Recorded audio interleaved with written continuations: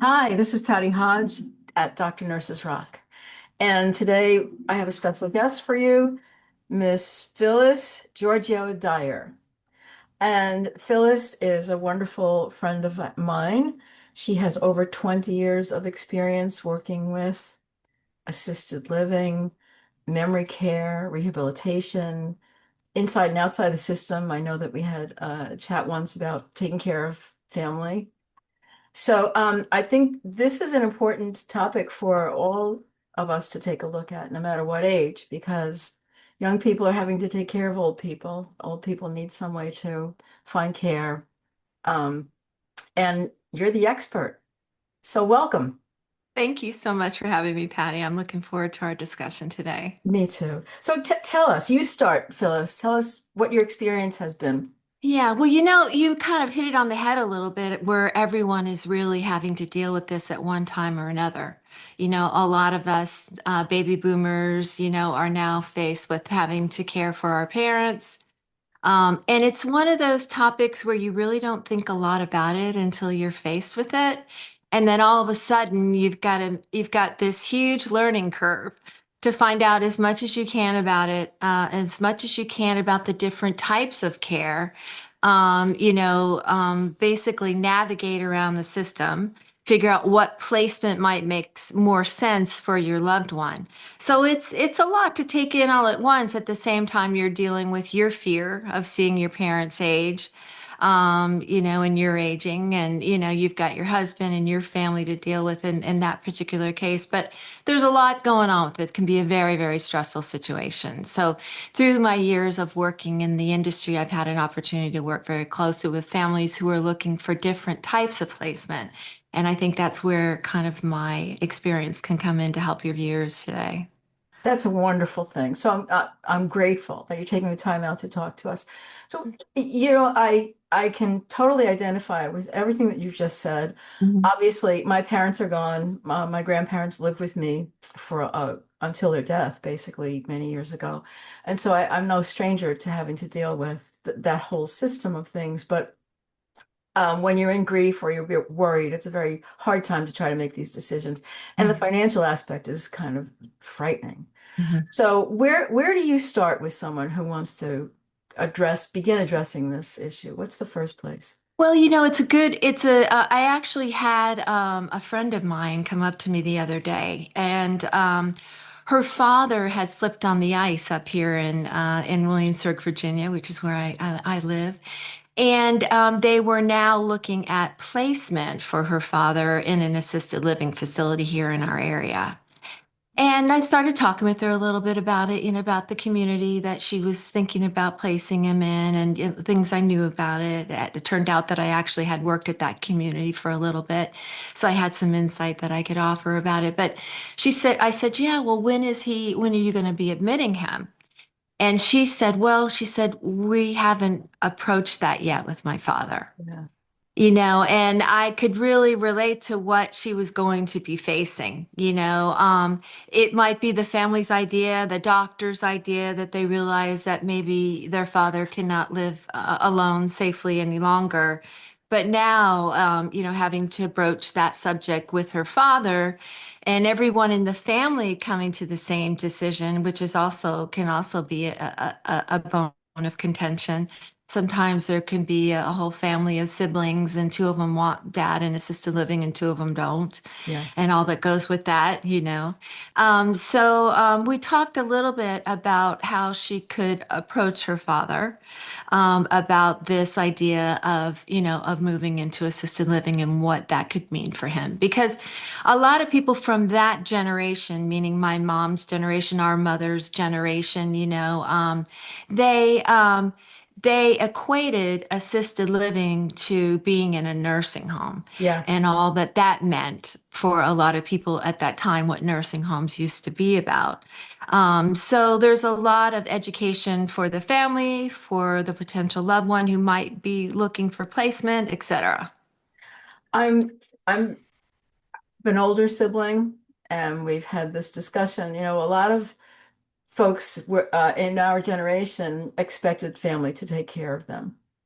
And so if that can happen, that's a wonderful thing. But there comes a time when it just can't happen anymore. It's too much of taxing, it's too difficult, or it's too maybe even dangerous to keep someone in home. So uh, this thing that you do with ex helping people make that assessment, where do you start with that? What kind of actions? Yeah, say I have a family member come into, say, an assisted living facility first. And just to kind of recap what the different levels are, Yes. let's say your loved one, let's use the example of my friend that I was talking to the other day. Her father had a slip in the ice, so he went to the hospital. And then after the hospital stay, the doctor most likely would have recommended some maybe temporary rehabilitation for him if he had a break or something like that. So he might go to a skilled nursing center in the rehabilitation portion to get a temporary rehabilitation, which could be anywhere from a few days to maybe, say, a few weeks, depending on how bad it was. He would progress through that and then he would go home. Um, in this particular case, they've now identified that they realize that he cannot go home. Mhm. So, in that case, normally I would get family members coming into my assisted living facility, talking with me about what was involved in placement of their loved one in an assisted living facility. And at that point, I would talk with them about how he is doing on a daily basis with his activities of daily living. Is he able to cook for himself? Is he driving? Is he able to take care of his medications? How is he doing cognitively? Are you notice any sort of cognitive issues of any sort? And we'll talk through those areas because in care, in assisted living care, memory care, skilled nursing care, there's different levels of care that each of those facilities can provide what's called a licensure, which you know what that Yes. means. Mhm. That means that under that licensure, they're only able to do certain things to care for someone. An assisted living facility, they can manage your prescriptions, they can order them for you, they can actually physically give them to you. But in some care homes, they can do that. They can organize the medication for you, but they can't physically give you the medication. So you really have to identify, do what's called an assessment on their loved one in those different areas of daily living to determine whether they would be a potential candidate for your particular type of facility. So that's how the process starts. Okay. So, and you would be the person that would do that. There's a person that does the assessment with the family first. I usually will do it initially. Okay. I'm not a nurse. I do it initially, and I know kind of the questions to ask initially to determine what tack we need to take. Okay. Usually, after that point, a nurse from our community will actually go out and do an assessment on them in their environment. Right. So we can see what their environment looks like, how they're navigating around that environment, et cetera. And then they will identify and write out the different areas of living, how their medications look, if they're taking them, how's the safety in the home, is there food, is he cooking, so then we can identify if he needs care in those areas, what the care is, because eventually we'll have to put together a care plan for the family, which will include not only his rent per month for the assisted living, but then an additional level of care based on what we need to do. Let's say we identify that he's going to already receive the food. We'll be cooking his meals and giving him his meals. We'll be cleaning his apartment. We'll be providing transportation for him and doing a safety factor. Some facilities will call the apartment or their studio every morning to make sure they're safe. There's a way to figure out that they're safe on a daily basis if we don't see them interacting in our community. But we'll also identify, like I said, if we do need to actually store their meds and give them their meds, there'd be an additional price per month added on to that rent to pay for that assisted living, that additional assisted living that's required of him. I feel a little anxiety even hearing this, because I'm thinking dollar signs, and I think that, Mhm. people don't realize that how costly this can be, and whether they can afford to put their loved one in this kind of care. So you were talking about some kind of skilled facility, is that what we were Mhm. talking about? And then you mentioned care homes. So I know it seems like there's Mm. an escalating level that goes on here. And is a care home something that's regulated by like the state or the county, or what is that? And these would be smaller homes owned by maybe a small proprietor. Maybe they own two homes that they've that now that have, you know, 5 bedrooms in them that they run that smaller facility themselves. It has different care levels based on who's overseeing it. But that is usually tends to be a little less expensive. Yeah, If you can get them in a single home, that type of thing, it's usually less expensive than a larger community. But there's not a lot of them, and yeah. they're hard to get into. Is Um, it easier to get into the other facilities? Are there waiting lists for people? some of them there are, Okay. some of them there aren't, you know. And one thing that's kind of tricky about placement too in those communities is this case in point with my friend and her father. They might be ready to place him now, and there might be an availability, but he might not be ready now. Right. So they got to go back to the drawing board, you know, wait till he is ready. When he is ready, they might go back to that community and find out that there's nothing available at that point. Um, and you know, you said something, Patty, really smart about the costs, and I wanted to address that for just a minute. You know, I found out through this through my experience that a lot of people feel like, or they are under the assumption that Medicare will pay for the cost Yeah. for the care, which is of course not true. You know, now Medicare will pay for a temporary stay in a skilled nursing center. If you know, if you had that break, if you're going to the skilled nursing center and you have to go for 20 days, Medicare is going to pick that up. But it doesn't pay for if they find out after he's there for 20 days and he's not making any sort of progress and they're identifying other areas, it looks like he needs round the clock care. He'd now go into the subacute area, the long-term portion of the skilled nursing center, and is private pay only, and that is a pretty scary thing. It's Yeah. very scary. And I know that people do have insurances to cover some of Mhm. those expensive. And I know that Medicaid steps in at some point after other resources are exhausted, perhaps. So these are things that really we should take account of very early in taking on this idea of caring for an older person. Right. What will be available to help them financially, and what resources they need to protect in order to make sure the family isn't bankrupted in doing this process. Right. And the families kind of know about that. They know that maybe they got to figure out a way, you know, to what do they need to do with mom's assets? Do they need to spend it down so now she's eligible for Medicaid, like you mentioned? Right. But where the problem comes in with that is these skilled nursing centers, it's very expensive to run them, and it's getting more and more challenging from the standpoint of the regulations that are being asked of them. So they can get a significant amount more money for private pay than they can for Medicaid.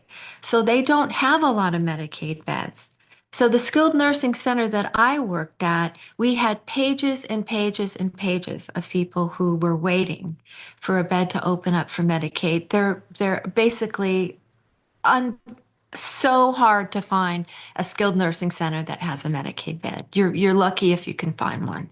So, you know, they think, oh, okay, all I have to do is spend on the assets or figure out a way to hide the assets before they go in or whatever it is you're going to do. And then they're faced with, oh my gosh, I can't even find a community, a skilled nursing center that has a Medicaid bed available. Yeah. So That's been my experience. Yeah. if the family member really is refusing, which I'm sure that happens more often than people are telling us, um, and and the family says, well, maybe we can get some kind of care in the home. What happens there? Uh, what resources can they pull on at that point? You're still basically looking at having to pay out of pocket eventually. Okay. Maybe initially, you get some Medicare dollars for in-home care to help with the transition. Mhm. But after that, if it becomes a long-term care issue at home, then you're going to be private paying for someone to come to your home. And that is very expensive as well. Hourly wages. Yeah, that's very expensive. I don't want this to sound bleak or too scary for people because we're going to have to come up with solutions, for people and what works for that particular family and that particular individual. And the thought that keeps coming to me while we're talking is people often say, why is it so hard to deal for an older parent who took care of you when you were a child? Well, a child or a baby does not have a whole lifetime of doing things their way. It does not have a whole lifetime of feeling like independent and not really needing somebody else to step in and take care of their physical needs. So that is a whole topic in itself Mhm. of why people might hesitate to accept care and why it is become so difficult for some people in some families. And then, as you were saying, that, the siblings step in and say, well, I don't want Pop to go into that facility. And, well, did you come up with a solution on your own? How will that work? So then there's that tension that goes on in the family. So I would imagine that counseling has to step in at some point for some people in order to get this decision made. Yeah, I realized, in working in the field that I can provide some initial counseling, quote unquote. Yeah, But it's certainly not anything that we want to get involved in because a lot of times it's very, very complicated. yeah, We didn't really have a lot of resources to offer them unless it was a care manager through their insurance. They have the managed care givers within insurance groups that can offer with dealing with multiple issues, multiple health issues. That might be a resource for them. Um, but it's so overwhelming for everyone, and there's so many people dealing with it that I'm finding out, or I did see that for the most part, it was something that had to be worked out with the family. However, they tended to work things out normally, which wasn't usually the healthiest. It could be really overwhelming because that you would get kids who had totally different ideas about what they wanted to occur. I mean, and one thing from an admission standpoint, from a sales standpoint, if you will, I always had to try and identify who was really the decision maker here because that's who I needed to try and speak to and reason with and see if I could get them to start moving forward yes, on what we both knew could occur. Now, my friend that I was been talking about all along, I mentioned to her that what seemed to be helpful when you're considering placing someone in assisted living is that assisted living, a lot of communities are really nice communities. They have a lot of events, yeah. they take you to a lot of places, have a lot of parties around the holidays and things like that. So I recommended to her that she get her father to come to some of their functions there, some of the parties. There's a Great. Valentine's Day event coming up at this particular community that she's going to go to. And I happen to know that they do a really great job. The food is good. The decorations are always really wonderful. And, he could see that there are people in his generation that, aren't in a room, sitting in a wheelchair. They're out, they're interacting, they're enjoying food, they're enjoying the music, they're having fun. But they also have their own little room or apartment that they can go back to and have their privacy as well.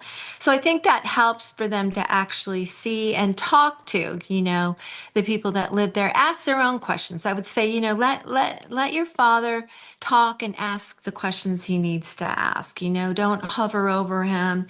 Don't make it seem like you're trying for him to get only certain information and not other.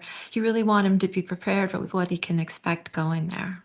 So this would be something that they consider, they pay for this with rent money, as you're saying. Yes, with the rent money, yeah. Okay. And then if Yeah, they need extra services while they're in this assisted living, that would be extra cost as the and new those job. extra services would include the med management, Right. maybe assistance bathing or dressing or helping them get dressed, the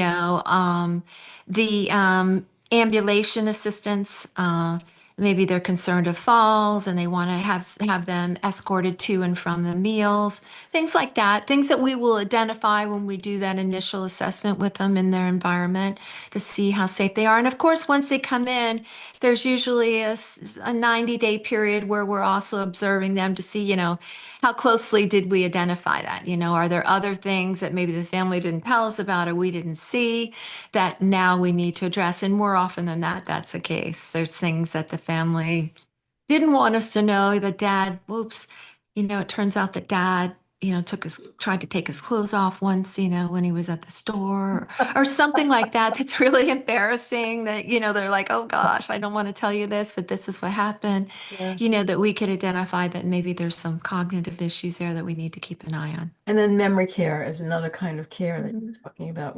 How is that different from, say, assisted living or? Well, it's a lot scarier for the family. It's really a hard thing to lose your loved one in front of your eyes. And a lot of the cliches that have been said about it are true.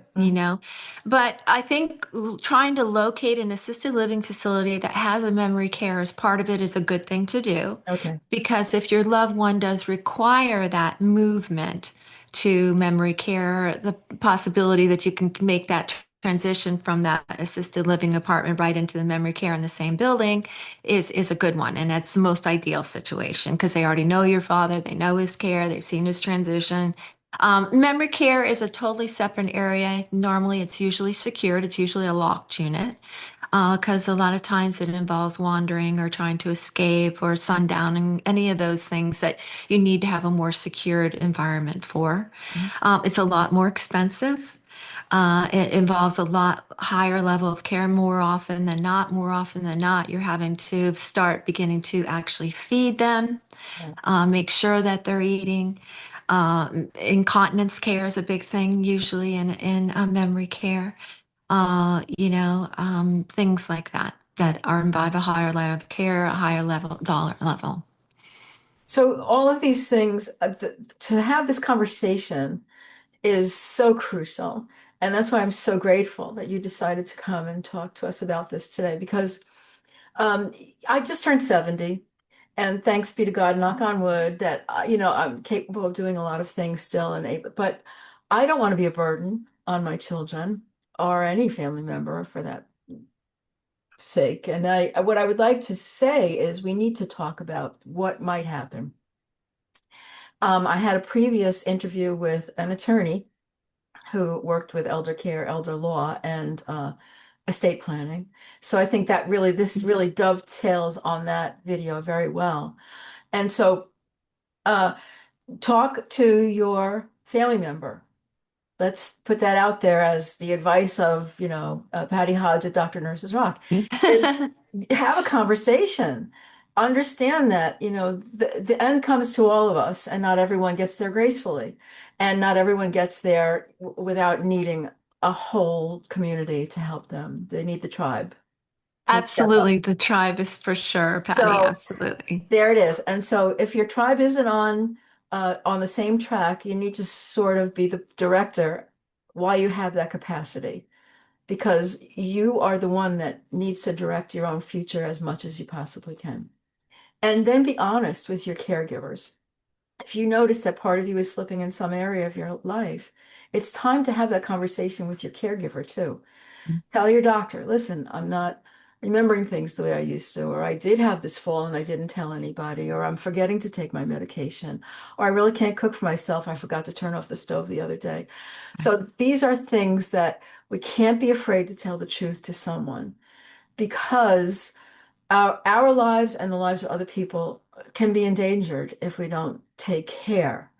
So to know that there are these facilities, there are people who are very caring and want the best for you and for your loved one, it's so important. And you really represent them so well by giving this information and, being open about the process and what pitfalls people might come against. And I'm just wondering here, as we're coming really to the end of this particular interview today, is there anything I should have asked you about that you wanted to tell us and I just didn't go there for some reason? Oh gosh, your questions have been right on, Patty, Okay. Um, you used the word burden, you Yeah. didn't want to be a burden to your family. If I had a dollar for every time I heard that word used, Yeah. by potential residents in our communities. And it is true that we have that feeling. But on the other side of the coin, like you said, we need our tribe, we need to rely on our loved ones. And I think your advice about having an honest conversation about it makes sense. And talking to the experts in advance to find out about it. So you know what questions to ask. Your family knows what questions to ask. An example for me is I don't have any children. So, and I don't have any siblings that could care for me. So, I'm on my own. So there's a lot of, a lot of times people feel like, well, my family will take care of me, my kids will take care of me. You'd be surprised how many people I've come across who had family, but their family was not helping them, Mhm. They were estranged, there was this, there was that. So I think taking responsibility for yourself and personally looking, gathering that information, being prepared as much as you can be financially. Investigating long-term care insurance, investigating, in my particular case, I'll need to have, a geriatric care manager, if you will, take care of me at the end, to make decisions for me, because I will not have anyone making them for me if I'm not lucid. Right. So those kinds of things, and oh my God, who doesn't want to put their head in the sand when you start to think about these things? It really, exactly that. It's so overwhelming and sad and scary all at the same time, but it doesn't have to be. There are solutions, there are places, there are people. It's finding those resources, knowing where to look and not giving up, knowing what questions need to be asked. So maybe you'll come back again and talk to us, like what are some of the best questions that we can put together for ourselves and for other people, and some to make sure that we're finding the right resources and know where to look. I I love just that idea. I loved having this conversation with you today. Thank you so much, Patty. It's Good okay, luck, honey. everybody. Thank you, and hopefully we'll see you soon. Yes, thank you. Bye bye now. Bye.